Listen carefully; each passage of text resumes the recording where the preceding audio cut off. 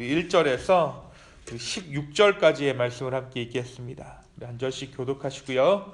마지막 절 16절은 우리 함께 읽습니다. 욥기 5장 1절에서 16절입니다. 구약성경 765면에 있습니다.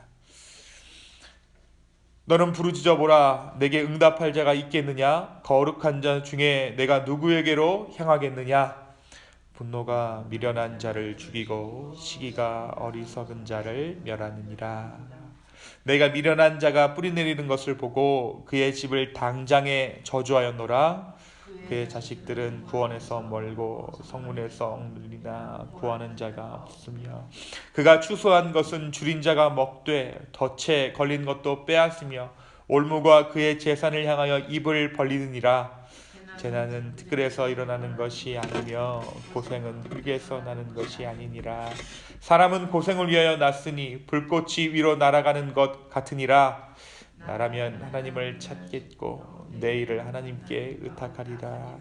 하나님은 헤아릴 수 없이 큰 일을 행하시며 기이한 일을 셀 수 없이 행하시나니 비를 땅에 내리시고 물을 밭에 보내시며 낮은 자를 높이 드시고 애곡하는 자를 일으키사 구원에 이르게 하시느니라. 하나님은 교활한 자의 계교를 꺾으사 그들의 손이 성공하지 못하게 하시며 지혜로운 자가 자기의 계략에 빠지게 하시며 간교한 자의 계략을 무너뜨리심으로 그들은 낮에도 어두움을 만나고 대낮에도 더듬기를 밤과 같이 하느니라. 하나님은 가난한 자를 강한 자의 칼과 그 입에서 또한 그들의 손에서 구출하여 주시나니 그러므로 가난한 자가 희망이 있고 악행이 스스로 입을 다뭅니라. 아멘. 네, 우리가 어제의 말씀 욥기 4장을 통해서 욥을 찾아온 세 친구 중에 엘리바스가 욥을 향해 조언하는 것을 함께 나누었습니다. 엘리바스의 조언은 소위 말하는 인과응보를 기초로 하는 조언이었어요.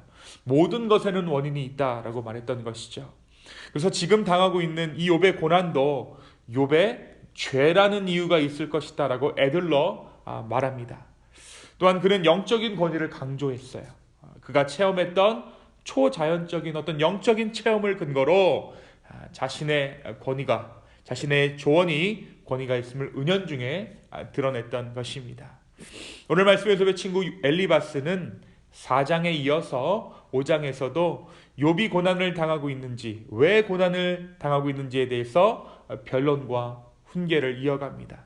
특별히 오늘 말씀 1절에서 7절은 엘리바스가 욥이 당하는 이 고난의 이유를 죄 때문이라고 강조하고 있어요. 너가 죄가 있기 때문에 이 고난을 당하고 있다라고 말하고 있는 것이죠. 6절에서 7절입니다. 재난은 티끌에서 일어나는 것이 아니며 고생은 흙에서 나는 것이 아니니라. 사람은 고생을 위하여 났으니 불꽃이 위로 날아가는 것 같으니라. 여러분, 이 조언이 무엇을 의미하는 것입니까? 고난이 그냥 일어나는 법이 없다라는 것이죠. 재난과 고난이 티끌과 흙에서 우연히 생겨나는 것이 아니라 반드시 원인이 있기 때문에 결과로 나타나는 것이고, 불꽃이 위로 날아가는 것이 자연의 법칙이듯이 사람이 고난을 겪는 것 또한 죄의 필연적인 결과라는 것입니다. 모든 인간은 죄인이기 때문에 너는 고난을 당할 수밖에 없다라고 이야기하는 거예요.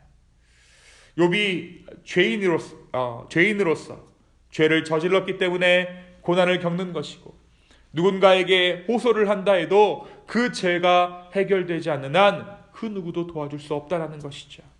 그래서 어리석고 미련한 원망이나 분노를 그칠 것을 훈계하고 있습니다.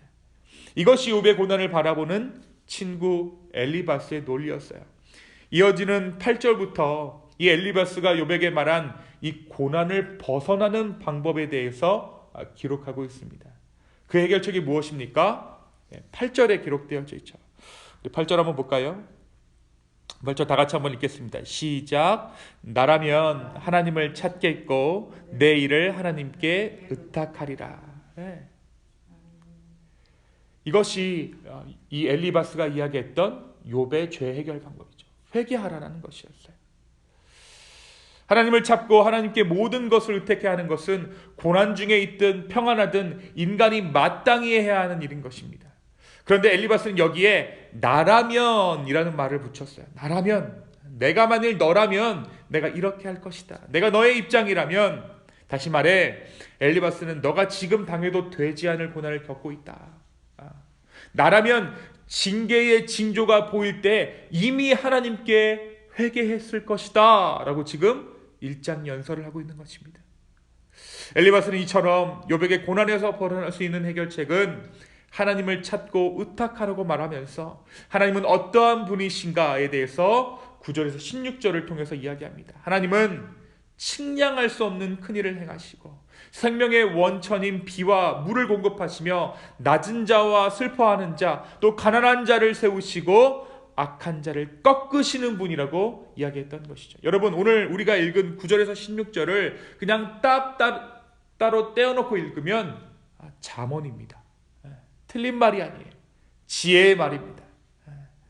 그런데 이 말은 틀린 것이죠. 왜 틀렸습니까? 상황에 맞지 않는 말이기 때문에 그래요.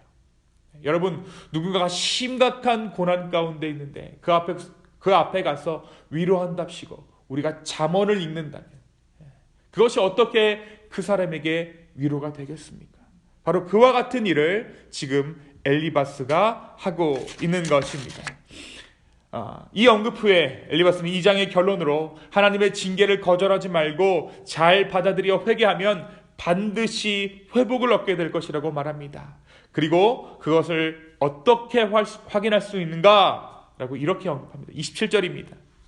볼지어다 우리가 연구한 바가 이와 같으니 너는 들어보라. 그러면 너가 알리라. 연구했다라는 거예요. 내가 하나님의 말씀을 연구해 보니까 이와 같은 결론에 도달하더라.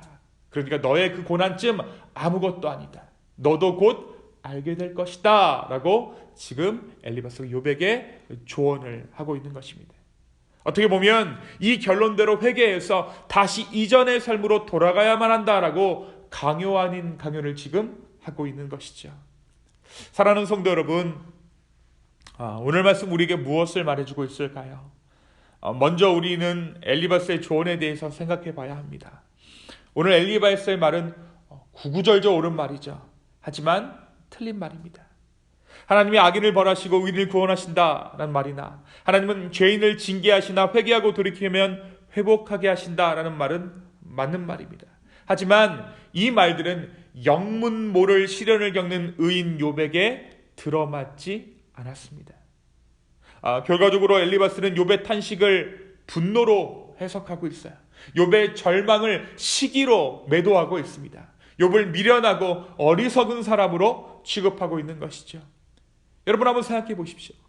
자녀들이 비참해지고 재산을 다 잃은 어느 미련한 사람의 이야기가 욥의 이야기일 수 없는데 지금 엘리바스는 욥을 그런 사람 취급하고 있는 거예요.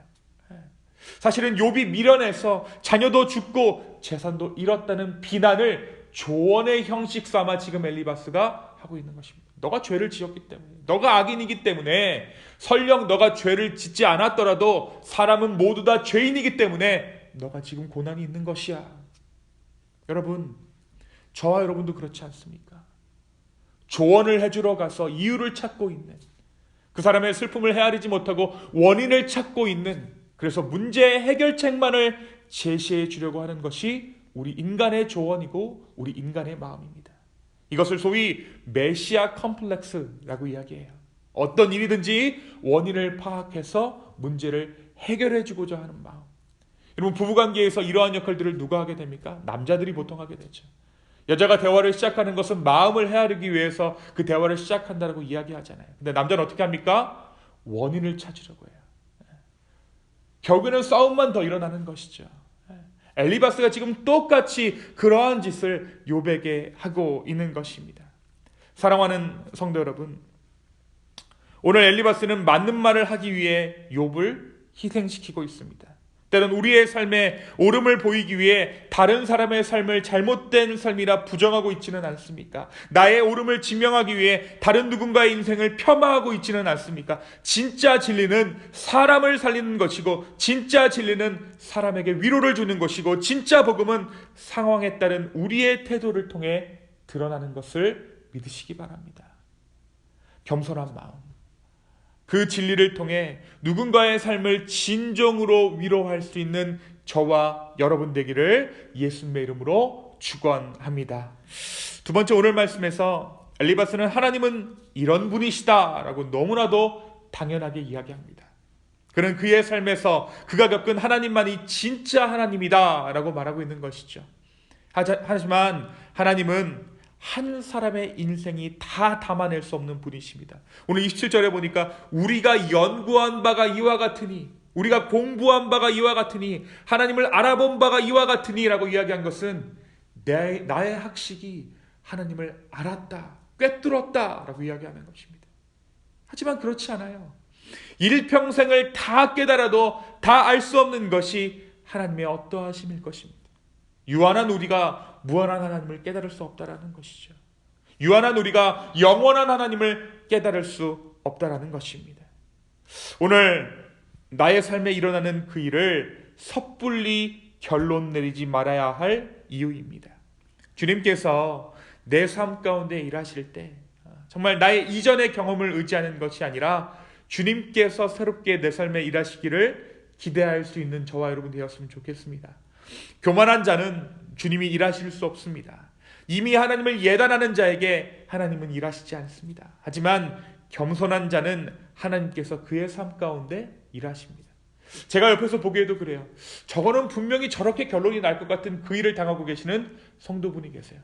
그런데 때로는 정말 그 일이 내가 여태까지 경험했던 그렇게 결론을 맺는 것이 아니라 정말 기상천외하게, 기묘막측하게 하나님께서 그 삶을 인도하실 때가 있더라고요. 오늘 우리의 마음을 겸손히 주께 드려서 정말 내가 여태까지 경험했던 하나님이 아니라 그럼에도 불구하고 내 삶 가운데 일하시는 그 하나님을 기대하며 또한 그 하나님을 경험할 수 있는 저와 여러분 되기를 예수 그리스도의 이름으로 축원합니다. 이 시간 함께 기도하시겠습니다. 아버지 하나님, 오늘 이 아침에 우리가 주님만을 바라봅니다. 주여 내 삶 가운데 일하여 주십시오. 우리가 다른 사람을 위로한답시고 다른 사람을 윽박지르거나 하나님을 강요하고 있지는 않았습니까? 주여 그런 우리 마음을, 우리의 교만함을 이 시간 내려놓기 원합니다. 성령님 또한 내 삶 가운데 오늘 일하실 그 주님을 겸손히 기다립니다. 주여 오늘 나의 삶 가운데 일하여 주시옵소서. 감사합니다. 이 모든 말씀 살아서 역사하시는 예수님의 이름으로 기도하였습니다. 아멘.